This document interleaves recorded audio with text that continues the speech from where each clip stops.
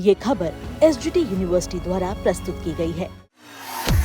उसने मेरे को बोला टिकट चाहिए तो 50 लाख देना पड़ेगा। पिछले 6 महीने ये पार्टी का इम्पैक्ट चला रहा है। वो हमें मैसेज भेज रहे हैं कि शुभेंदु अधिकारी को ऐसे गाली दो, उनके पापा का नाम लेके गाली गुप्ता करो।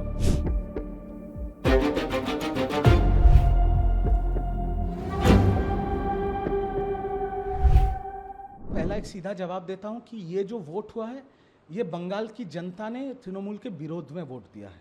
इसका कोई रोक ढोक नहीं है, कोई नाटक इसको लेके नहीं कर सकते। जनता ने तृणमूल के खिलाफ वोट किया है। पर यह भी सच है कि तृणमूल को 41% वोट मिला है और भाजपा के साथ तृणमूल का फर्क सिर्फ 32 लाख वोट का है। पर जितना भी वोट तृणमूल को मिला है सिर्फ दीदी के शक्ल पे मिला है। अब हारी क्यों तृणमूल कांग्रेस? नुकसान नहीं हुआ, हार गई ना तृणमूल कांग्रेस। हारी क्यों? 3 प्रधान कारण। Number 1 IUPAC. नंबर 1 आईपैक, पिछले 6 महीने ये पार्टी को आईपैक चला रहा है। बच्चे लड़के दूसरे राज्य के वो सांसदों को, विधायकों को, हम लोगों को सिखा रहे हैं कि क्या करना है, क्या बोलना है। वो हमें मैसेज भेज रहे हैं कि शुभेंदु अधिकारी को ऐसे गाली दो, उनके पापा का नाम लेके गाली गुप्ता करो। आईपैक के लोग। मेरा व्यक्तिगत आपको कहानी बता रहा हूं। प्रतीक जैन से मैं मिला, मेरा टिकट कंफर्म हो गया था डेबरा, पश्चिम मेदिनीपुर। गोदरेज वाटर साइड में उनका ऑफिस है। उनके ऑफिस से मैं निकला, उनके ऑफिस के बाहर ही दूसरा एक अर्जुन बोल के कोई व्यक्ति है, उसका ऑफिस है।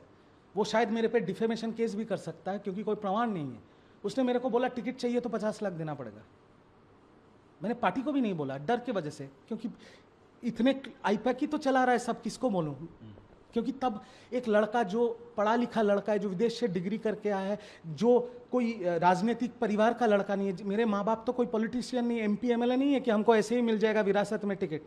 मेहनत करके इस जगह तक पहुंचा था। मैं घर पे आके मेरी माँ को, मेरी बीवी को बोला ये बात, उन्होंने अपना जेवर मेरे हाथ पे रख दिया। मैं सोचा उसको बेच के टिकट लूंगा। माँ काली ने बचा लिया। अगला दिन मेरे को लगा ये गलत हो रहा है, मैंने उनको जेवर वापस कर दिया, नहीं तो घर पे क्या मुंह दिखाता। नहीं दे पाया पैसा।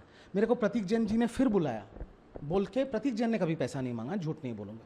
उन्होंने बोला कि अभी प्रोटोकॉल फॉलो करना है। और मैं आपको तथ्य देके बोल रहा हूँ, उस टाइम घाटाल सांगठनिक जिला पश्चिम मेदिनीपुर डेबरा जिसके अंडर पड़ता है, उसका प्रेसिडेंट श्री अजीत माइती, जो मल्टीपल टाइम एमएलए रहे, उन्होंने अपने लेटर हेड में डेबरा में मेरा नाम, सिर्फ एक नाम, 2-3 भी नहीं, एक नाम, उन्होंने खुद दीदी के हाथ में 99 में जाके दिया। वो लेटर हेड का फोटो उन्होंने व्हाट्सएप में श्री अभिषेक बैनर्जी और श्री प्रतीक जैन को भेजा। और उसके बाद मैंने पैसे, क्योंकि मेरे पास पैसे तो है नहीं, मैं विधायक और सांसद तो हूं नहीं कि बहुत कमा के बैठा हूं। तो 17 मार्च को जब कैंडिडेट लिस्ट निकला, मैं देखा किसी और का नाम निकल गया। अब उन्होंने कुछ दिया है नहीं दिया वो मुझे नहीं पता। तो आईपैक जो ये कर रहा था, क्या ममता बनर्जी को पता नहीं था कि उनके पीठ पीछे ये सब? मैं इस एक टॉपिक पे सिर्फ मैं बोलूंगा कि दीदी और अभिषेक जी को इसका जिम्मेदारी लेना पड़ेगा कि कैसे आप दोनों के रहते हुए एक बाहर की संस्था पूरा एक पार्टी को कैप्चर कर लिया। जब प्रतीक जैन के घर पे रेड हुआ, दीदी दौड़ के गई अपना डेटा लेने के लिए कि मेरा पार्टी का डेटा। आज दीदी के नाम पे सुप्रीम कोर्ट पे ईडी का केस चल रहा है। केस का कुछ इधर उधर हो गया तो दीदी को जेल भी हो सकता है। आपको लगता है कि सुन लीजिए। और उसके बाद जब दूसरे फेज का वोट खत्म हुआ, अगले दिन सुबह आईपैक के डायरेक्टर विनेश चंडेल को बेल मिल गया। कभी सुना है भारत के इतिहास में कि लोअर कोर्ट से पीएमएलए एक्ट में बेल मिल गया और ईडी ने अपोज भी नहीं किया? तो इसका क्या मतलब है? इसका मतलब है दीदी को केस खिलाया और उसके बाद दीदी निकल जाने के बाद डेटा ऐसे ही तुमने दे दिया। आज प्रतीक जैन कहां है? भाग गया। तो वो तो भागा हुआ है, उसका क्या नुकसान हुआ है? वो तो तृणमूल से भी पैसा कमाया, कॉन्ट्रैक्ट में था, मार्केट से भी पैसा उठाया। कैसे पैसा उठाता था आईपैक? पकड़ लीजिए, एक विधानसभा है, वहां पर 4 उम्मीदवार है विधायक का, जिसका कोई चांस नहीं है उससे भी पैसा लो, और जिसका कंफर्म है उसी को मिलेगा, उससे डबल पैसा लो। तो सबका मिला के तो आ गया। और आईपैक को तो आप चैलेंज नहीं कर सकेंगे, वही तो पार्टी चला रहा है। समझ रहे हैं? ऐसे तरीके से दीदी को अंधेरे में रख के, पता नहीं अभिषेक दा को क्यों ये पता नहीं चला, ये पार्टी को खत्म कर दिया। ये पॉइंट नंबर 1 है।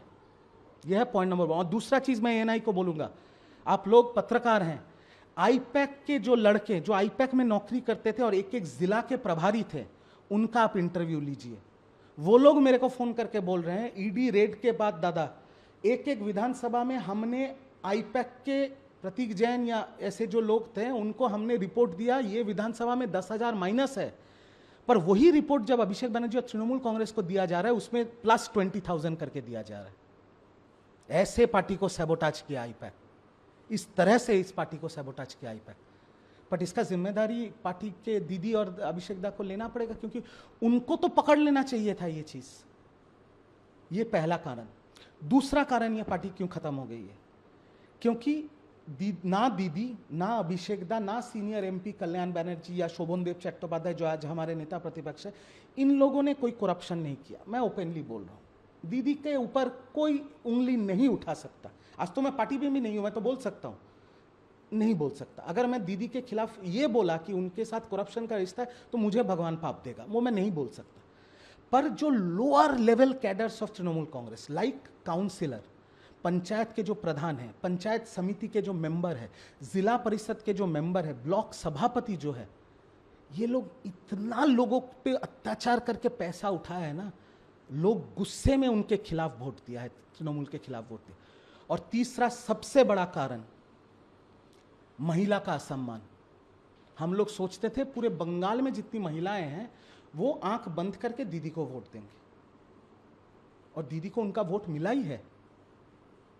बट मैं आपको बता रहा हूं, मैं वितर्क में नहीं जाऊंगा, यही तृणमूल के जो लोअर लेवल कैडर्स हैं, ब्लॉक सभापति, पंचायत प्रधान, पंचायत समिति, जिला परिषद, इन लोगों ने महीने भर महीने, साल भर साल गांव के हिंदू महिलाओं के ऊपर जो अत्याचार किया है,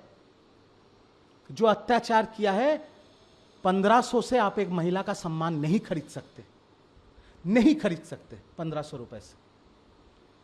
बंगाल की महिलाओं में दोनों हाथ से दीदी को आशीर्वाद किया था, पर उनके ऊपर जो जुल्म हुआ है इसका यह प्रतिफलन है। अब क्या है भविष्य टीएमसी का, कैसे देखते हैं अगले 2-4 साल? मैं सिर्फ इतना बोलूंगा, देखिए मेरे मुंह से मैं पार्टी को गाली नहीं दे सकता या कोई अपशब्द नहीं कहूंगा, मैं सिर्फ इतना कहूंगा, अच्छा रहे तृणमूल कांग्रेस। दीदी की मैं दीर्घायु कामना करता हूं, मतलब मैं भगवान से प्रार्थना करूंगा दीदी का 500 साल की उम्र हो। मैं भगवान से प्रार्थना करूंगा कि दीदी सुरक्षित रहे, उनका स्वास्थ्य अच्छा रहे, अभिषेक बनर्जी सुरक्षित रहे, उनका परिवार ठीक रहे, और तृणमूल कांग्रेस अच्छा रहे। पर आप मेरे को व्यक्तिगत तौर पे पूछेंगे तो बीजेपी अगले 2-3 साल, क्योंकि उनका 2029 का चुनाव है, वो नई पार्टी है, पहली बार उन्होंने